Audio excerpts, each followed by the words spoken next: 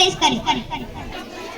इस जलसे के सदर साहब और आज मेहमान खुसूसी, जैसा कि आप सब जानते हैं कि आज हमारे मुल्क का 76वां यौम आज़ादी मनाने के लिए हम सब यहाँ पे जमा हुए हैं। आज़ादी से पहले हमारे मुल्क पर अंग्रेजों का राज था। अभी 10 से तकरीबन 200 साल तक हमारे मुल्क पर हुकूमत की और हम हिंदुस्तानियों को अपना गुलाम बनाया और हम हिंदुस्तानियों में फूट डाली और इसका फायदा उठाते हुए वो हमारे मुल्क की दौलत अपने मुल्क ले गए। और हम सबको एक रहना चाहिए, वरना फिर से इसी तरह कोई आके हमें अपना गुलाम बना लेगा। इतना कहकर मैं अपनी तकरीर खत्म करना चाहता हूँ एक शायरी के साथ। न पूछो जमाने से कि क्या हमारी कहानी है, न पूछो जमाने से कि क्या हमारी कहानी है, हमारी पहचान तो यही है कि हम हिंदुस्तानी हैं।